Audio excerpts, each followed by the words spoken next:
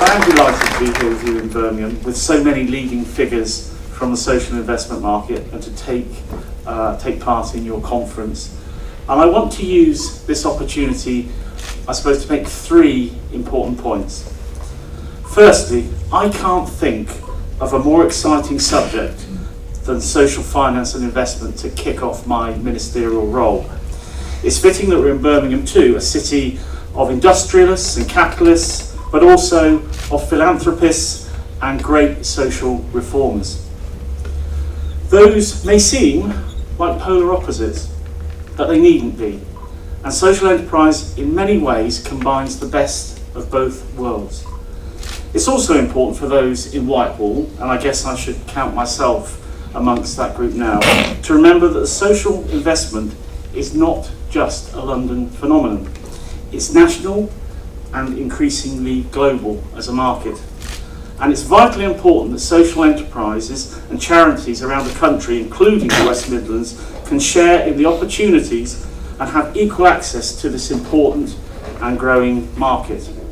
I'd therefore like to congratulate Melanie, Social Enterprise West Midlands and Big Society Capital for holding today's event and ensuring that the excellent social enterprises and charities of the West Midlands have the opportunity to access social investment.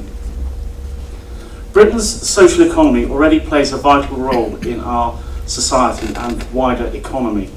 Small and medium-sized social enterprises employ over 2 million people and contribute more than 55 billion to the UK economy every year. But as you know, that's not what makes them special.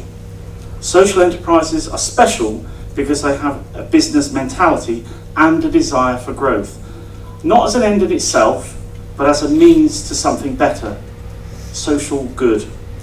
So they're not just about turning profit, they're about strengthening communities, changing lives, and developing new solutions to seemingly intractable problems. And it's a winning combination. And that brings me to my second point.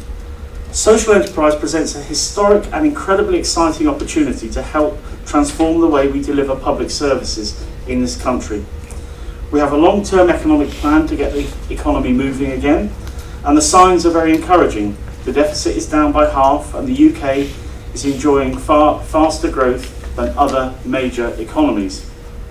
But the storm hasn't passed just yet, and austerity in public finances will be a fact of life for some years to come. And there will be new opportunities, new challenges, new technologies, and new demands. In other words, there will always be pressure on governments of any political persuasion to deliver more for less. So finding a new way of doing things isn't an option, it's an absolute imperative. And our social sector, I hope, will help us to do just that. Not least because charities, voluntary organisations and other social enterprises are often much closer to the people that we want to help. They can do things that governments simply cannot do. So we need your innovation and dedication. We need to tap into your commitment to public service. And for that reason, the government is committed to help you strengthen and grow and to provide more opportunities to get involved with delivering the services and support that people need, which is my third point and the one I want to speak about in a little bit more detail. Just like any other businesses, we know social enterprises need access to long-term capital, finance that is both affordable and sustainable. So, in 2012, as Nick probably has told you already, we established Big Society Capital with a 600 million pot to get it off the ground. It's the world's first wholesale social investment bank. People have talked about the idea for the best part of a decade, but we delivered it in less than 2 years. Under the inspirational leadership of Sir Ronald Cohen and, of course, of Nick, who you just heard from, Big Society Capital is already proving its worth. I would call it a game changer, as to date it has made over 175 million worth of social investment commitments, created or helped to grow 30 new social investment intermediaries, and they in turn have provided over 100 frontline social organisations with access to finance.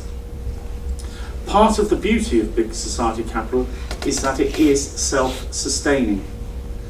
It's here for the long haul to support the continued growth of the market and ensure that finance flows effectively to frontline organisations that need it for many years to come. But it's not all we're doing. We're also making it easier for individuals to use their money to support the social economy. In April, the world's first social investment tax relief came into force, meaning that people who invest in social enterprise can deduct 30% of the cost of their investment from their income tax bill.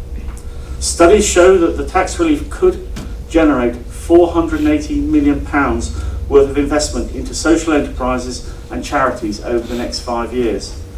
At the same time, we know that there are a great many smaller and newer social enterprises that need help to make use of this kind of finance.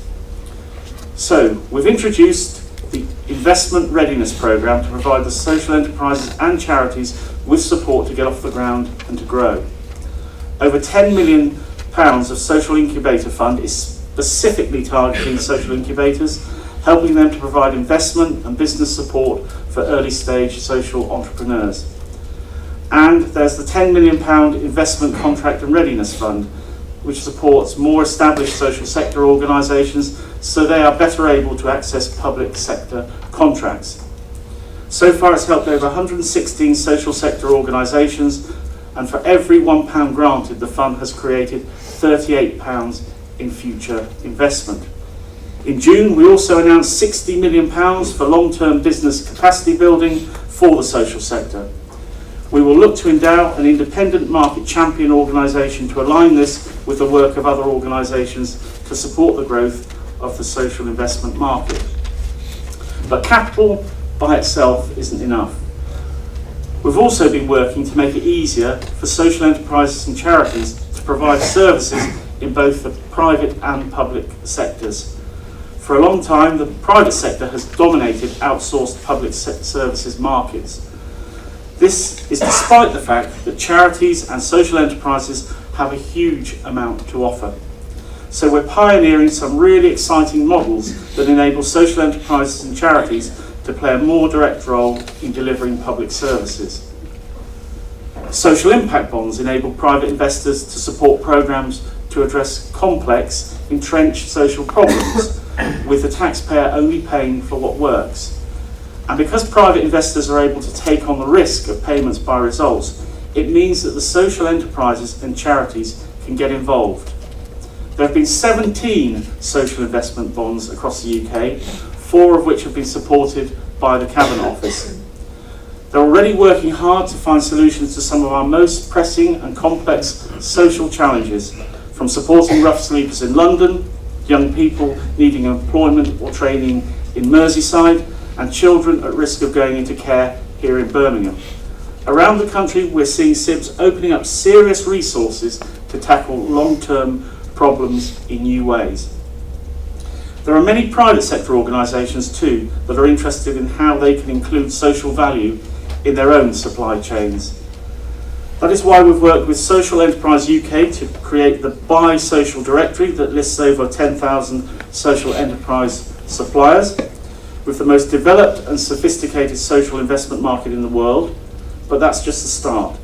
There is still much more to do, and we want to encourage more investment in the sector and open up new markets.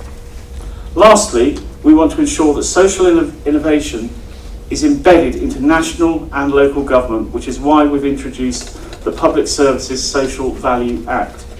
It places a legal requirement on commissioners to ensure to consider the economic, environmental and social benefits of how they commission services. It means contracts are not just decided on the lowest price, there is a bigger picture to consider. And I'm confident that we will see more and more public sector commissioners bringing communities, social enterprises and charities together to change people's lives. So, in conclusion, the UK is experiencing a growing tide of dynamic social entrepreneurship. It's creating new jobs and stimulating an entirely new sector of the economy. And it offers the potential to transform our public services so that they're more effective, more coordinated and more resilient for the future. Now, I've been in politics long enough to know that there's no such thing as a magic bullet. But in the short time I've been a minister, it's already clear that social investment is a hugely exciting innovation. So my message to you today is a simple one. As a government, we are committed to supporting the social economy. And as a minister, I am personally committed to developing this sector. We want to help you grow, and we want to open new opportunities for you. And I'm looking forward to us working together to build on the fantastic progress that has been made to date. Thank you.